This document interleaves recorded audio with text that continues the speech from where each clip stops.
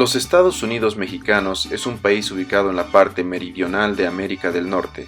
Es una república democrática y federal. En términos macroeconómicos, México es la economía número 14 a nivel mundial y la segunda economía de América Latina, la cual se basa en exportaciones, petróleo y turismo.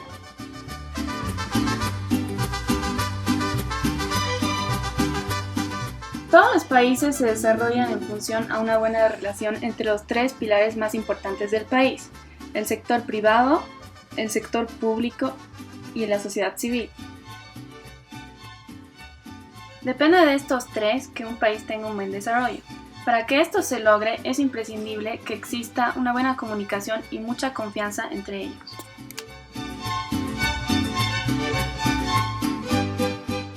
A partir de la segunda mitad del siglo pasado hasta los 70, el rol del Estado era muy importante, ya que éste se encargaba de todos los servicios públicos, como ser electricidad, agua, telefonía, etc. Además tenía funciones de gestión, es decir, tenía muchas empresas nacionales, tratándose así de un modelo estatista. Este modelo llega a su fin con la llegada de Miguel de la Madrid, quien promovió la privatización de empresas estatales.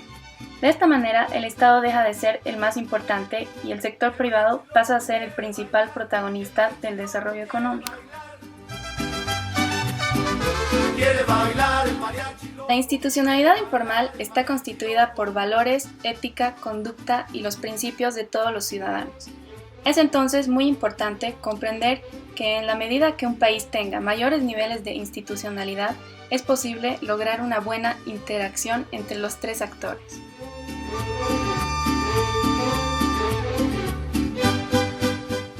México, como la mayoría de los países de Latinoamérica, tiene muy bajos niveles de institucionalidad. Sus instituciones formales están altamente politizadas y los niveles de confianza y credibilidad que generan con los otros actores de desarrollo son también muy bajos.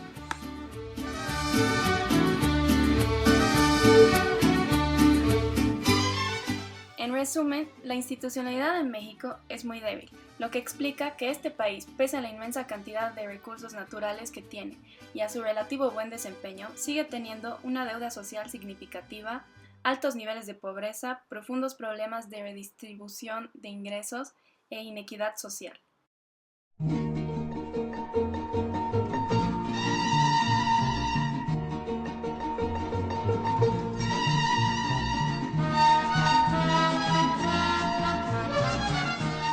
La historia sobre la exportación en México tiene sus comienzos entre fines del siglo XIX y principios del siglo XX. Se empezaron a desarrollar ciertas ramas de la agricultura, su producción se destinaba a la exportación, como el henequén, caña, tabaco y caucho. El desarrollo industrial del país llegó con la producción minera y a la vez se desarrolló la metalurgia, con la fundición de la plata, cobre y plomo.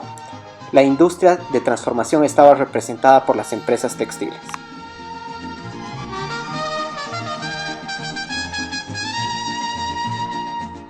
Al finalizar la Gran Depresión, en México se empiezan a dar cambios de relevancia. Se inició la reforma agraria, se nacionalizó la industria del petróleo y de los ferrocarriles, se desarrolló un proyecto de desarrollo nacionalista con autonomía del exterior. Producida por el proteccionismo comercial que dificultó las exportaciones y con un fuerte aumento de la producción de bienes de consumo, automóviles y construcciones, el mercado se satura y se produce la caída de las ventas, endeudamientos, disminución de la actividad industrial y desempleo. Al finalizar la Gran Depresión, en México se empiezan a dar cambios de relevancia. Durante la administración del presidente Lázaro Cárdenas se inició la reforma agraria, se nacionalizó la industria del petróleo y de los ferrocarriles. Se desarrolló un proyecto de desarrollo nacionalista con autonomía del exterior. Este cambio estructural conduce a la participación del gobierno como agente activo promotor del cambio y del desarrollo.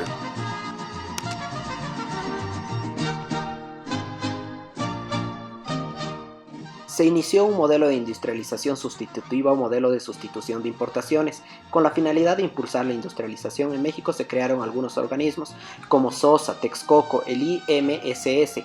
Por parte del Estado se utilizaron mecanismos para impulsar la inversión privada como disminuciones de impuestos, aumento y facilidades al crédito público y privado, promoción de actividades industriales, aumento de aranceles y otorgamientos de subsidios. Todo esto propició una industrialización de manera firme y continua durante la década de los 50, donde surgió una fuerte actividad industrial de pequeñas y medianas empresas.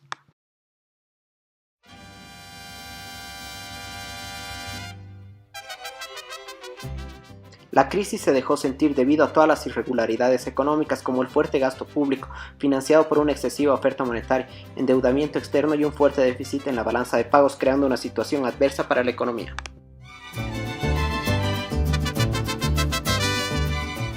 Inicia una etapa de privatización de las empresas paraestatales y una política económica neoliberal de libre mercado interno y externo. Sin embargo, el excesivo proteccionismo que existía en México causa que se creen fuertes monopolios. En la década de los 90 se firma el Tratado de Libre Comercio con Estados Unidos y Canadá, en donde se invita a la inversión extranjera para usarlo como plataforma de exportación hacia los vecinos del norte. Se eliminan las barreras al comercio, se da fomento a la inversión, la promoción de la competencia, la protección de la propiedad intelectual, se reducen y se eliminan las barreras arancelarias.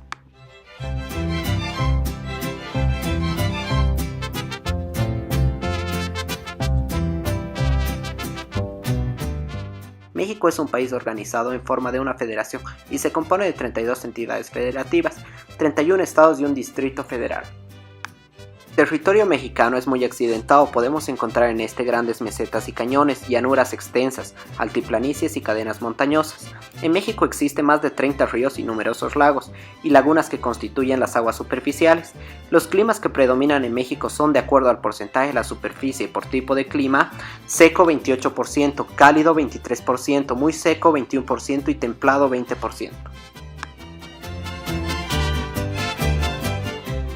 México tiene un gran beneficio por poder contar con una salida al mar. Sin embargo, otro aspecto importante de la geografía económica de México es que las zonas con mayor densidad de actividad económica no están en las costas, sino en la zona central.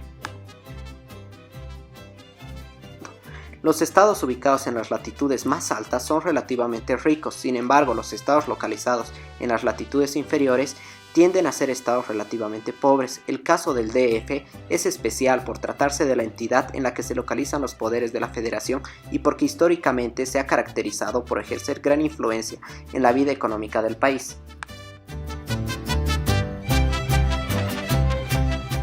Ahora vamos a ver diferentes gráficos, los cuales nos muestran la evolución del PIB, PIB per cápita, esperanza de vida con relación a Corea del Sur y posteriormente el nivel de educación de México a través del tiempo.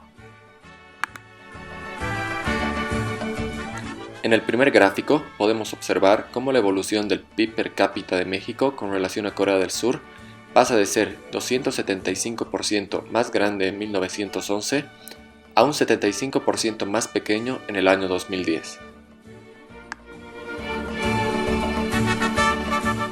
En el segundo gráfico podemos observar que el PIB de México en 1970 es 391% más grande que el de Corea del Sur. Asimismo, para el año del 2014 es simplemente un 9% más grande. El tercer gráfico es la esperanza de vida. En la década de 1960, la esperanza de vida en México es 7% mayor a la de Corea del Sur. En el año 2014 es un 6.63% menor al de Corea del Sur.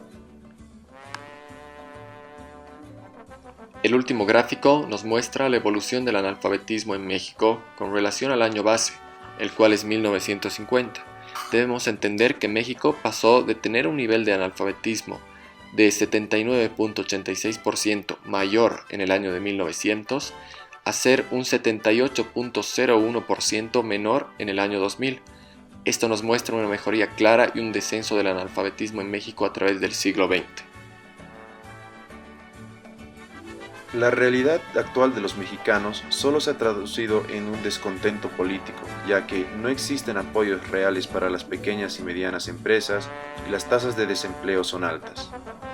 Si bien la democracia no es mala, lo que se vive en México es la presencia de un líder con falta de conocimiento de cómo se debe manejar un país. Se lleva al país con reformas totalmente ineficientes o incoherentes. Además de los problemas internos, se siente también la influencia de la inestabilidad exterior, como la desaceleración económica de los Estados Unidos, así como los problemas colaterales de la invasión de Irak y su relación con el terrorismo.